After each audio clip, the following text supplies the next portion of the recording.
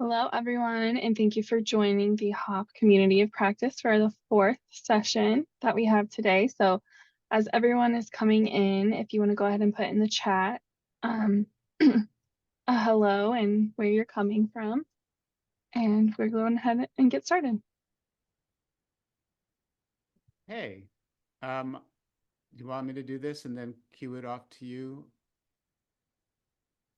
Irene? I can, do you want to? I can do this. Just a quick Okay. little overview of today. Um, So just as an intro for HOP, this is the fourth HOP community of practice. So it's a short-term project that we have been doing with the help of Dr. Bennett and the OWLS organization to kind of bring everyone in Arizona together to share practices and get ideas and just kind of talk to each other for worksite wellness. So that is the purpose for today. Um, Another announcement that we want to share today is the next Resilience to Thriving training that Dr. Bennett is coming to Arizona for will be next month, February 21st. So if you're interested, we will put the sign up in the chat and talk about it a lot today.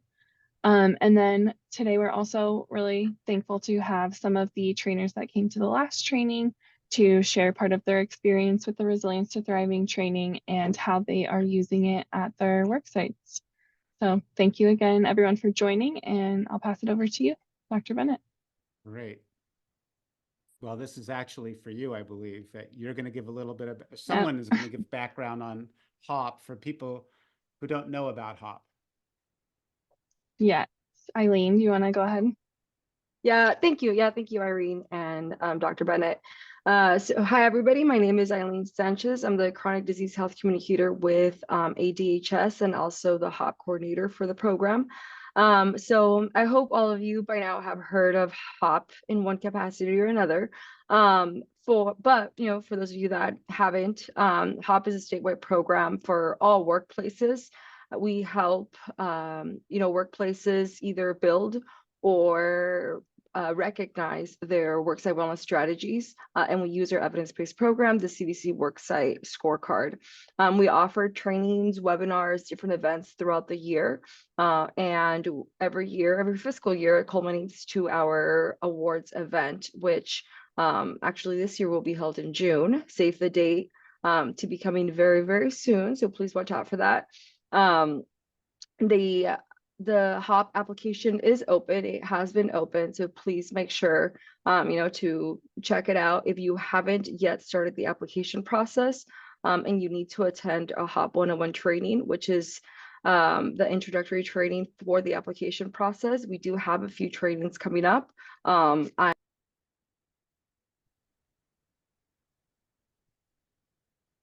You just got muted, Eileen.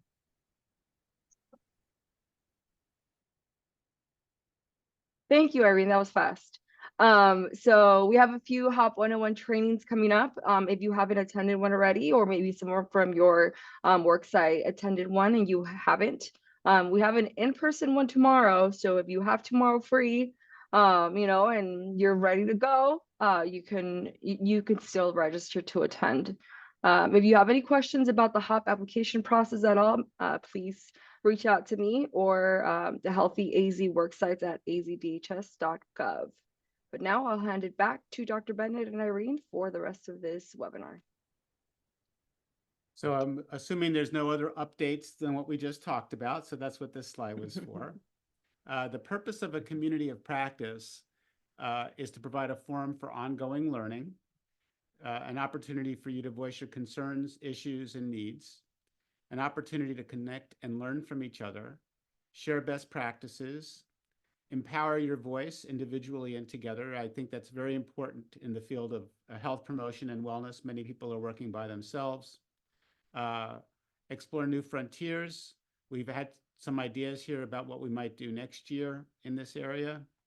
Create new events, opportunities, and collaborations, and just have ongoing networking and professional development.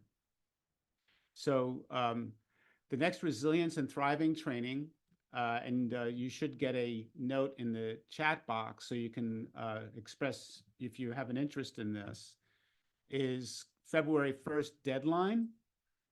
is the actual training deadline, but the training is February 21st. We're going to be talking a lot about resilience today. This is an opportunity to add another tool and get certified. We have a limited seating. I think we currently have 13 or 14 registered. There's an interest form that you can fill out that will allow you to share that, yes, you are interested. This is only an interest form that I'm putting into the chat box. It does not guarantee you registration. It's an evidence-based training shown to address mental health issues.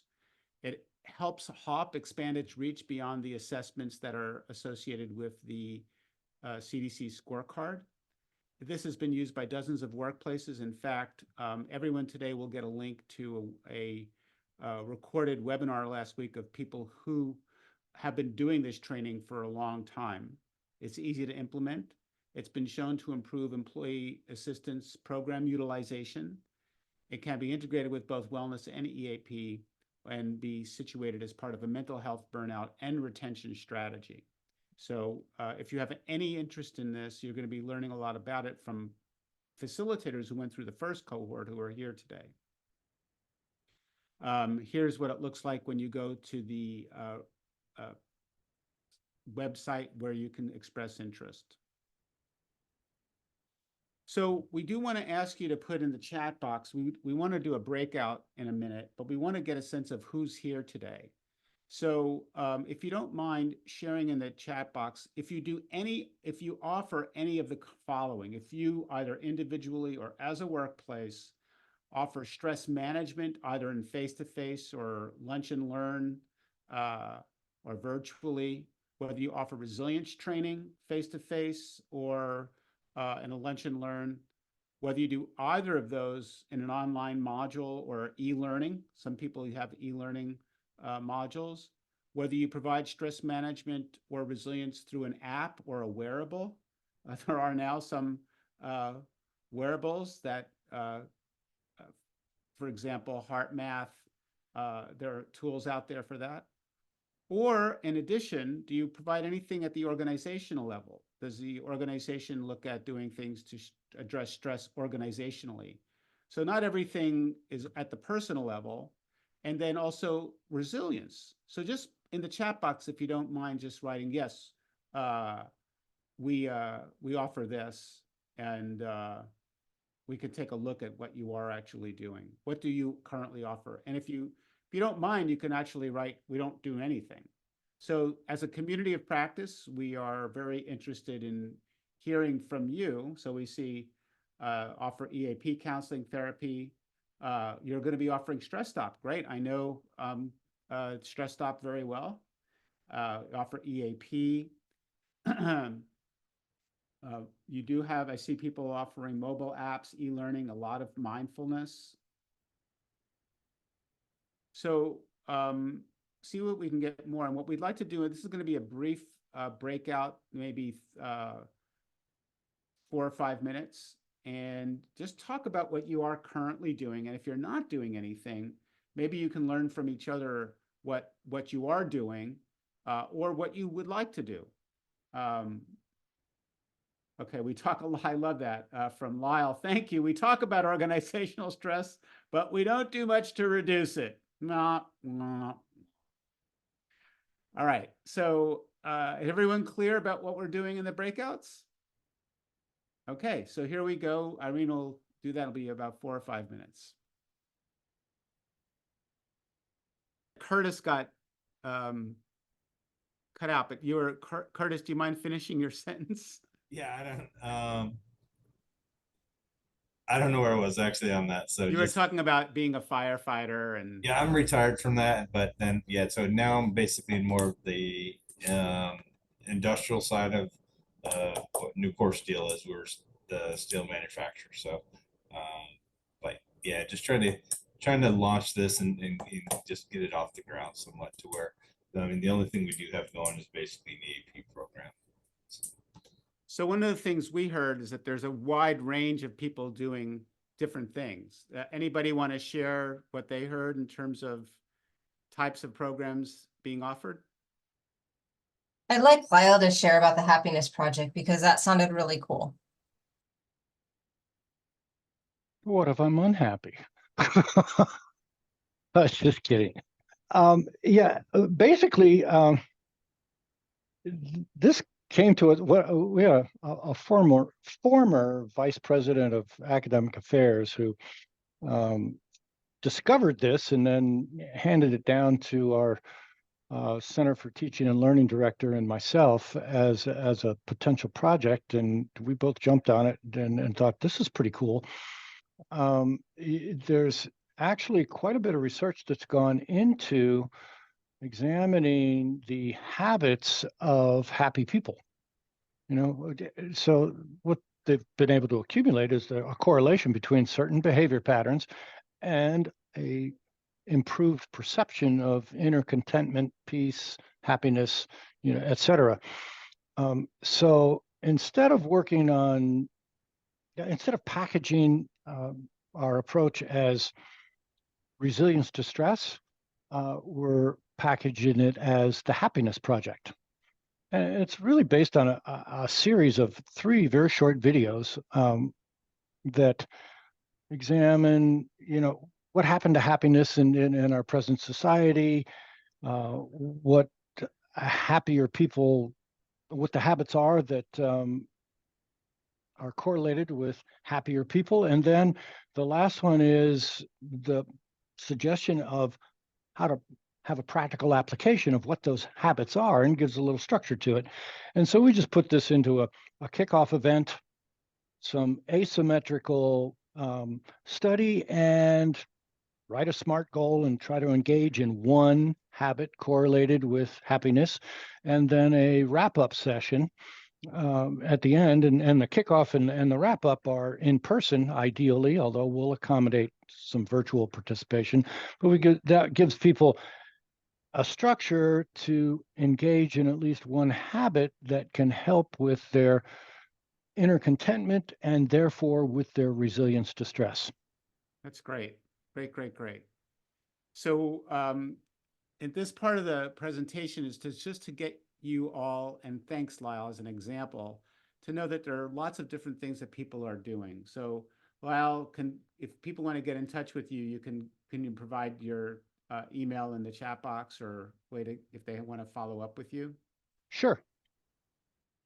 So now I want to turn it over for brief presentations from some of the people who have actually been certified in the Resilience to Thrive training program.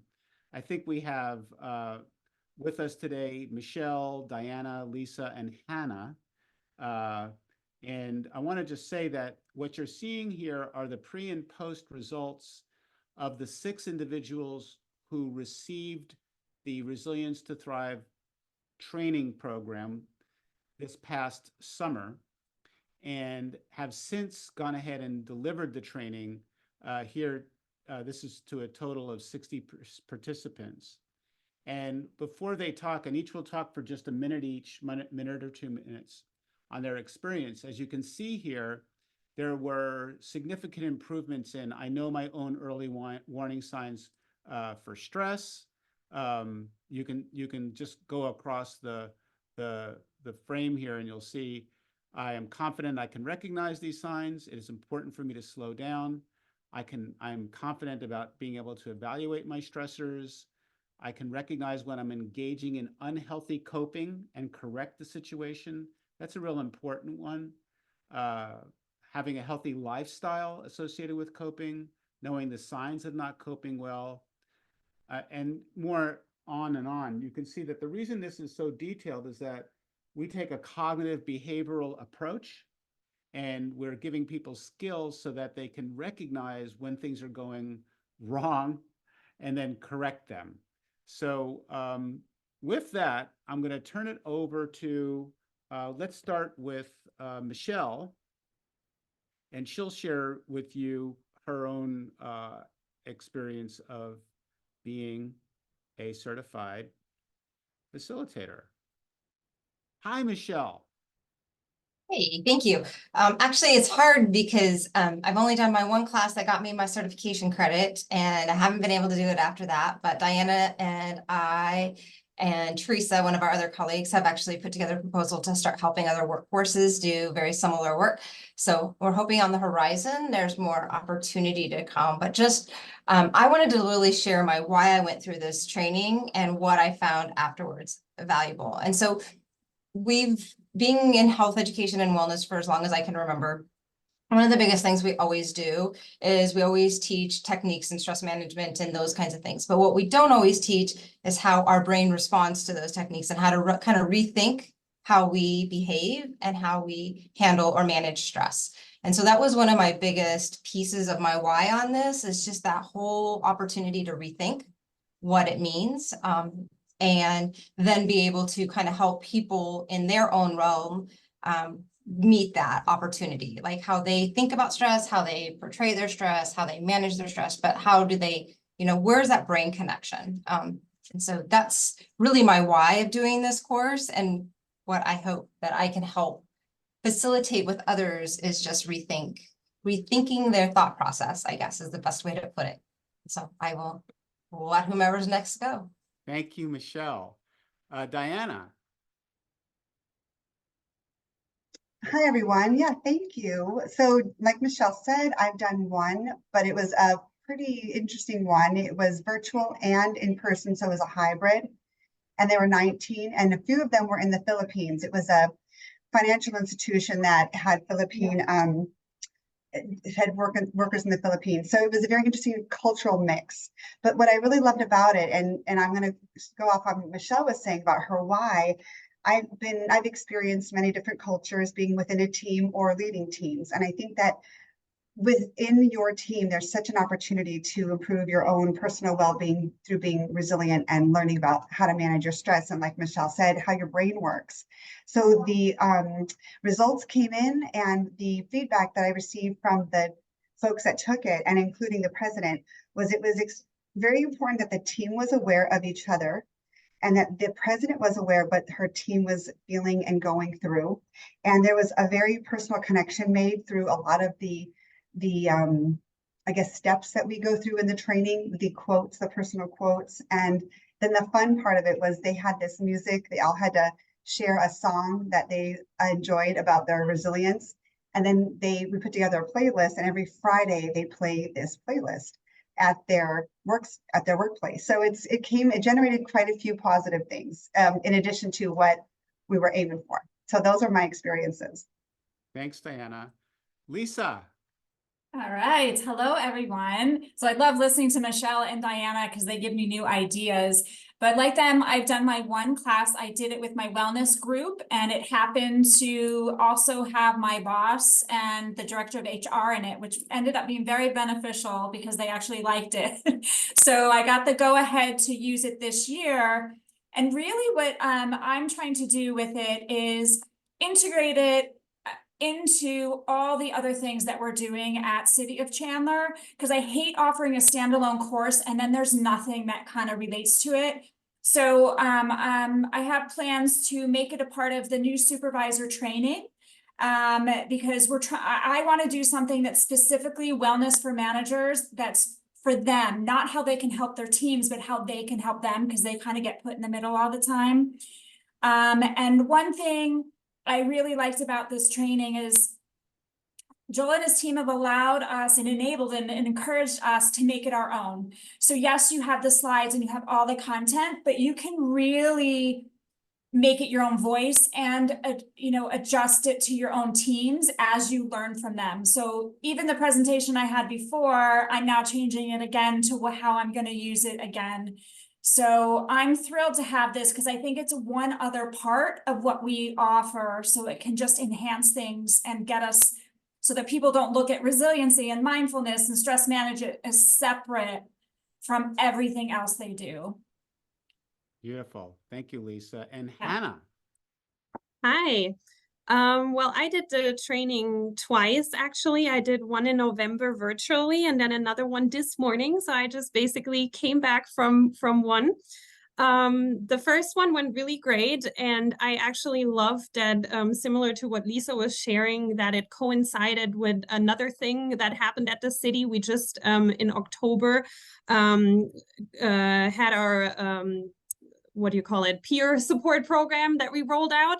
And that was really cool because we were not only able to go through the training, but then had like a robust, peer support program that we could refer all the participants to if they needed more support afterwards, if they, saw that there are some areas that they may need help with when it comes to like coping mechanisms that they may have. So that was great that it kind of like was falling into that time frame. And I also love, just like Lisa said, that the material could be adapted. I'm a former teacher, spent a lot of time creating my own material, and it's really cool to just like have material ready, all of the slides, all of the evaluations forms that people were, filling out afterwards. So we're excited to do it again. And the one that I did this morning, that was an in-person one, was for a department, a library, basically invited me to their yearly meeting. So I hope that we'll get invited to more department meetings within the city. And we also have it on our regular wellness calendar for all of the city employees to participate in. We have another one scheduled in June. So yeah. Wonderful, wonderful, wonderful. So these are just some experiences. And what we're wanting to do now, given our limited amount of time, is to get you involved in looking at resilience, not just for this course, but to really take a time for your own education as part of a community of practice. So one of the key things that we talk about in this work is this looking at human beings as information processing systems, which is a prevailing and growing phenomena in our culture. How many of you have pushed a button today? How many of you have probably pushed the button more than 10 times today? How many have lost count of how many buttons you've pushed? What kind of buttons are we talking about here? You know what I'm talking about. Right. But we're not. What we really are, and Lyle kind of referenced this, we're stress potentiation systems, things that happen to us we can turn into a habit of transforming.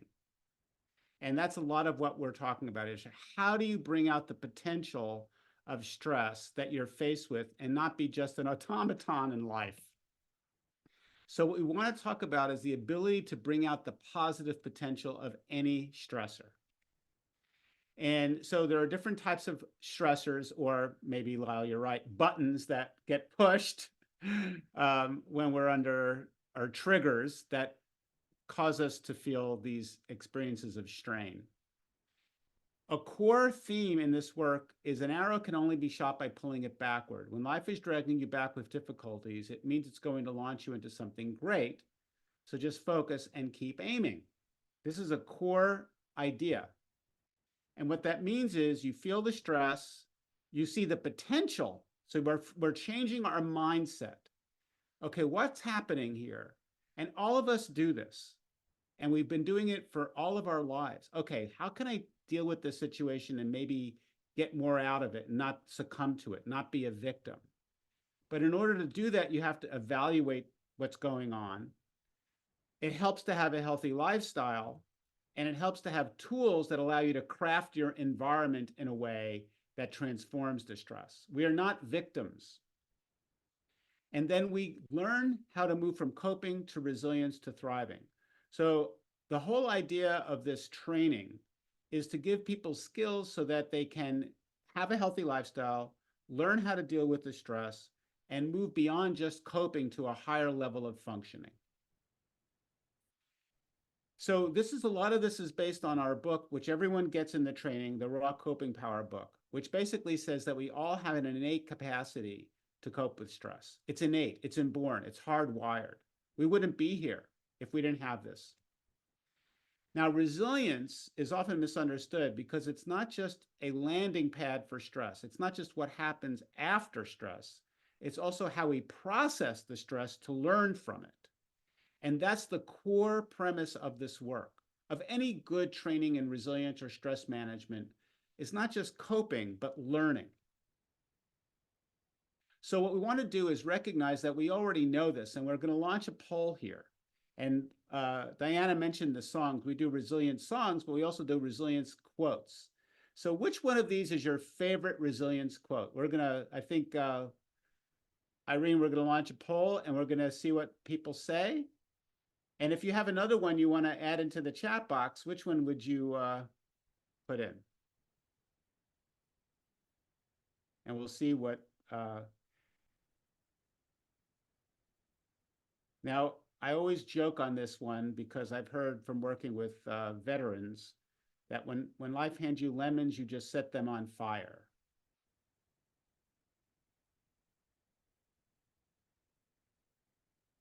So this gives you a sense of, in the culture, there are these wisdom sayings, these quotes, these aphorisms, there are songs. We already have so much that reminds us about this idea of stress transformation. We'll leave it open for another 5 seconds, and we'll see what everyone says. It's a single choice, and we'll see who the winner is. Anyone want to guess who the winner is? Okay, let's close it out. Share the results. What doesn't kill you makes you stronger. It's interesting. We didn't get anybody. A bundle is stronger than a single twig. I guess you're all independent in the state of Arizona. Bunch of independence there. Lisa, do you want to say something? No, I just wanted to appreciate your humor, Joel. So, anyone have another favorite resilience quote that they want to put in the chat box? So please go ahead and add that in. So when a flower doesn't bloom, you fix the environment in which it grows, not the flower. So earlier we talked about all the different things that you do for stress management, but it was mentioned that we don't necessarily change the environment that's causing the stress. This training, by delivering this training more and more and more to more people, you actually gradually start to change the culture. That's where the teamwork comes in. That's where Hannah is doing it with different groups. And it's possible to actually change the environment by giving the group and multiple group this mindset, this skill set. So the core idea here, another core idea, is that we have to be present to stress. And when we talk about stress, people often talk about fight and flight. But we now know from the research that's been going on for the past 50 years that human beings are not just reactive to stress, but actually we forage, we look around for the possible solutions, we friend, social support, we figure it out. So there's actually 7 different F's of stress. And this is what's happened in the past. Well, the research is going on for 50 years, but now we're finally catching up to the fact that when people say, oh, fight, flight, it's not just fight, flight. There's more going on. Human beings are much more than just fight or flight mechanisms. And this has to do with things like post-traumatic growth, neuroplasticity. And we've learned a lot of this from veterans, from people who work in emergency response, who have had to work in their lives with very difficult situations. The studies have shown that those veterans, people who are emergency responders, they've learned neuroplasticity. They've learned to grow from the stress. And so what we're talking about now is this idea of set point. It's a core idea, and I'm going to do another poll so you get an idea of what this program is about. At what level do you play at life? So when things happen, do you succumb to them? Do you grow from them? Do you just get by? And the idea of a set point is that it's a relatively fixed range of happiness and health we return to following very positive or negative events. It's a calibration point. We know that even after we're very happy for a while, we'll go back to normal. We know that after stress, we may go down, but then we come back up. So there's this set point, and everybody has a different set point. we know that we can change this set point when we give up tolerating negative aspects of our life, challenge our own upper limit, and shape the workspace together. In fact, that's that last one that we're really trying to do here in HAWP. So we're going to launch another poll. And on the scale of 1 to 10, where do you think your personal set point is currently? This is an anonymous poll. So 1 would be below distressed, 2 is distressed, 3 to 4, you're coping poorly, you're just releasing tension. 5 or 6, you're adapting, just getting by. 7, you're effectively coping. 8, your resilience. 9 and 10 is thriving. So where do you think your set point is? And Irene, we're going to do the poll a second time just to get a sense, but let's first get everyone's response here. This is a standard type of tool that we use in our work. And the thing about it is being honest about where you are. Because you can change. In fact, you might think about an earlier time in your life and whether you were higher or lower. So look at these numbers, and I'm going to actually try and take a screenshot. And I'd like to, can we share those results? So you can see here, it looks like the majority is at 7, which is actually a little higher than what we typically see in this work. We often see between 6 and 7. This is higher. So you guys are doing pretty good. But I'd like to launch the same poll again. And this time I'd like you to answer it this way. It's going to be the same phrase, but I'd like you to think in your head. Think about the people you work with. Think about the people you might deliver trainings to or that are receiving these programs. On average, where do they live? Think about your coworkers, the people where do they live on a scale of 1 to 10? And let's see what the results are there. Irene, could we launch? Great, thank you.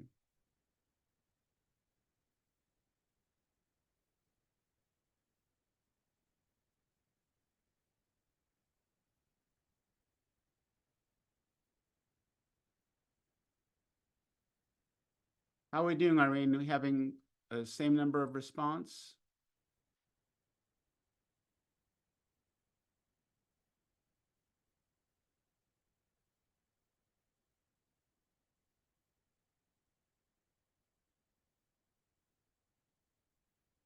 Can we share response?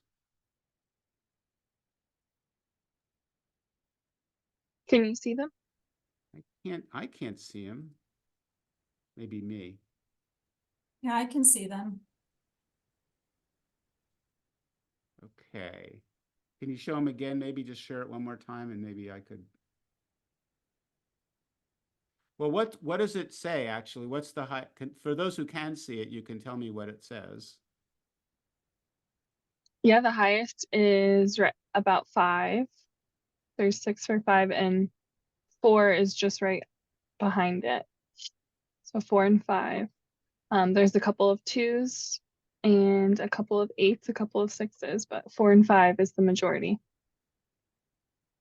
So let's take a moment and thank you, Sandy. That's great. Let's take a moment and to a quick breakout room. When you look at the difference, but what I have up here is what you said for yourself, and you just saw what the what does that say? What are you noticing about that? What does it mean that you're oh, here I can see it now. Yeah, so I can see it now popped up. So let's do another brief breakout room, and what do you get from the fact that there's such a difference here? And I'll show them side by side now that I have. And what are we doing in HAWP? What is the community of practice doing to support this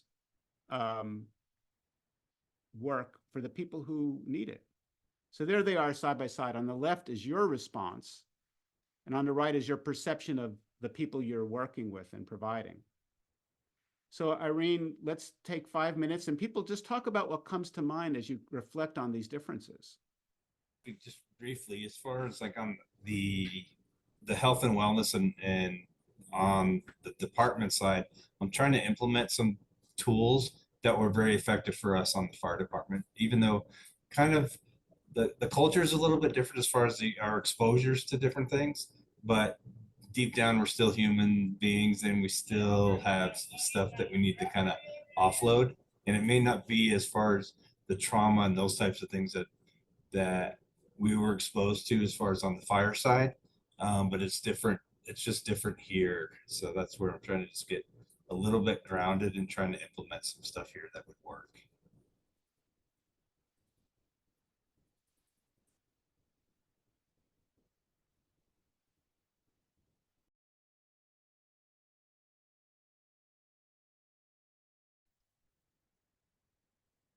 You're muted, Dr. Bennett.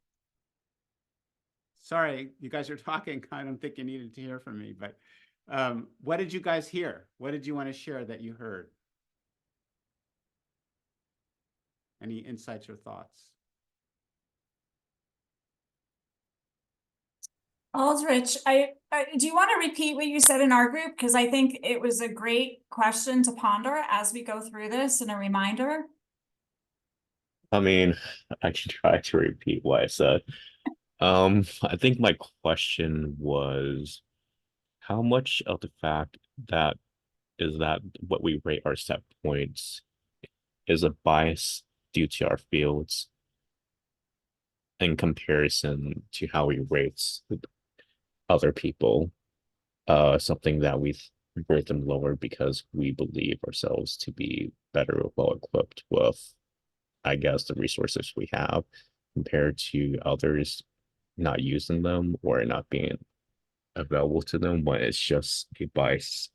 I don't remember what I said. Yeah, it's a cognitive, it's sort of Yeah. a self-serving cognitive bias. We think we're always doing better than others.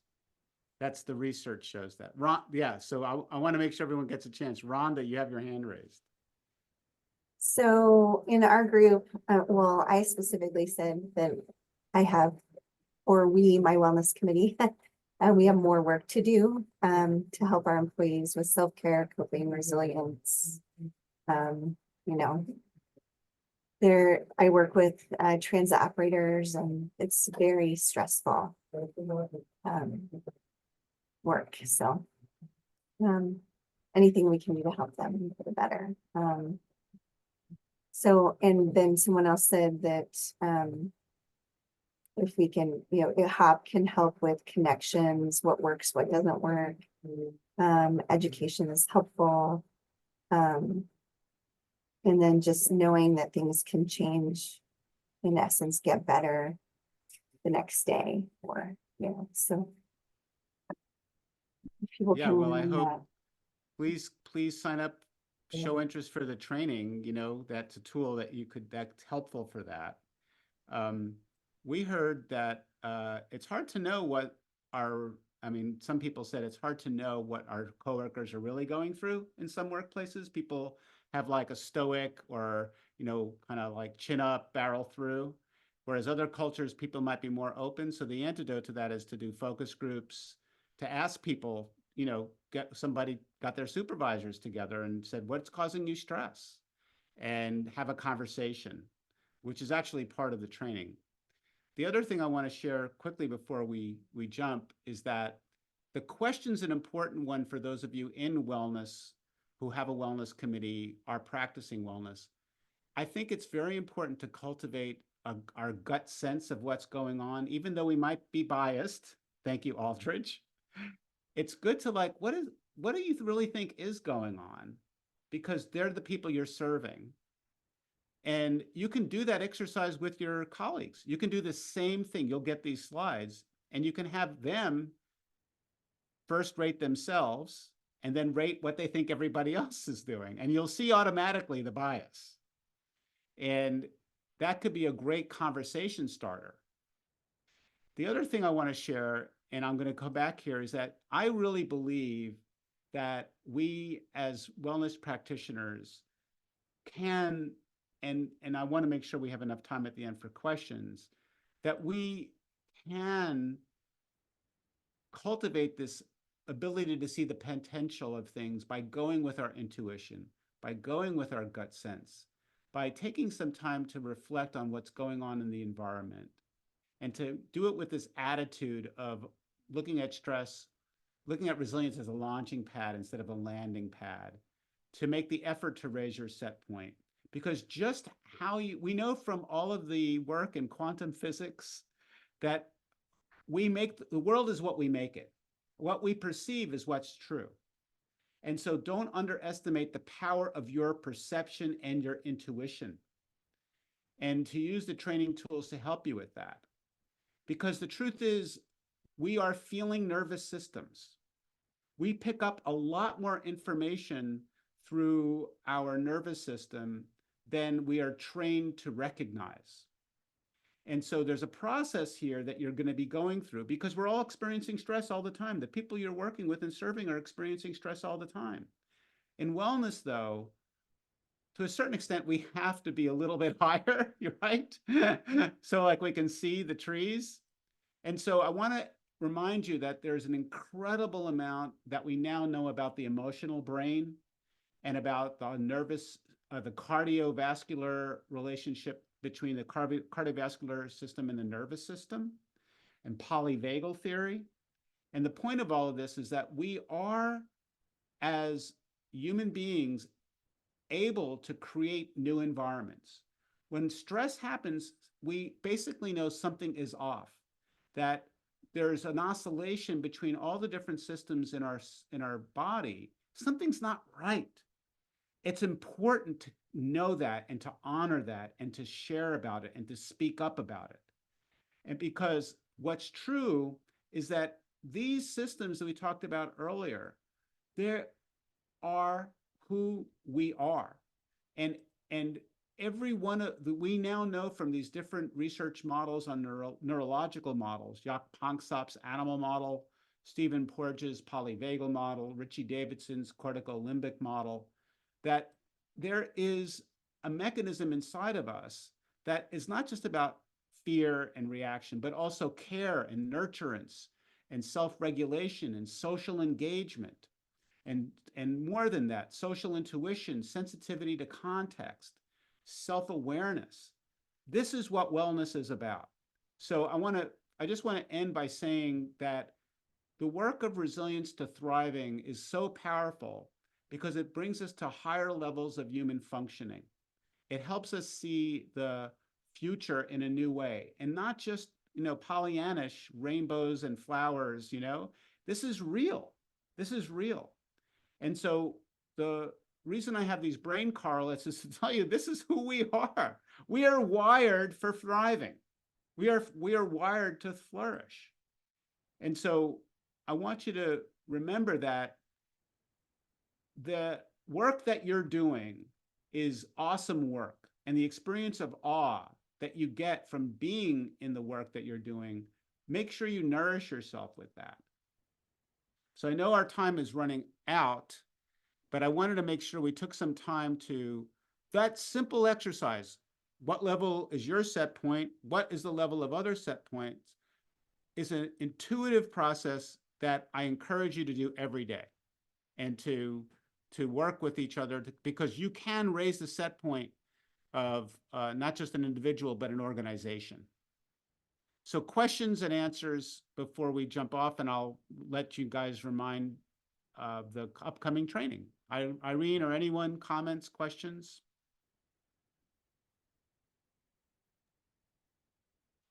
Nothing from me. We do still have a couple of minutes, so just before we go, just a thank you to everyone for joining. I'm going to go ahead and put in the group chat the link for the webinar in March, the Community of Practice, as well as the sign up for the Resilience to Thriving training that is on February 21st if you want to join us. So thanks again. And yeah, we have a couple of minutes if anyone has any questions.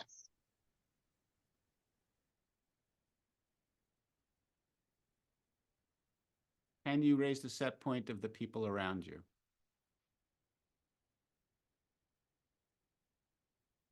Rhonda. Sorry, did you call on me? Yes, I did. Oh, okay, thanks. So if I already know I can't be at the training on the 21st. Will you be offering it again at some point in the future? We do offer it ourselves, not HAWP, but we do offer it ourselves. So I'll let Irene answer.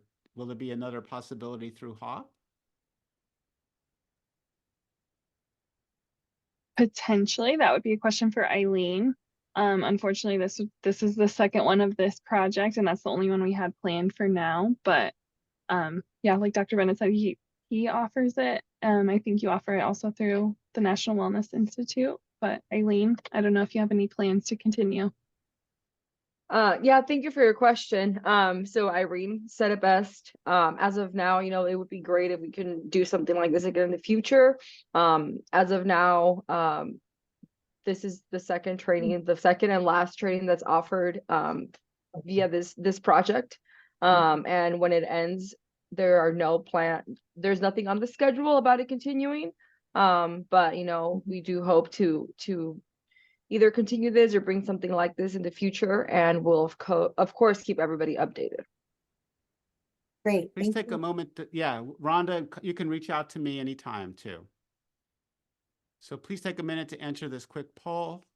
And I do hope to see you. We may even, if you can't make the training, we may be offering some educational event as well. All right, Irene, you want to take it out? Are we good? Yeah, that's it. Well, thanks again, everyone, for coming, and have a great rest of your day. Thank you all. Thank you. Thanks, everyone. Bye.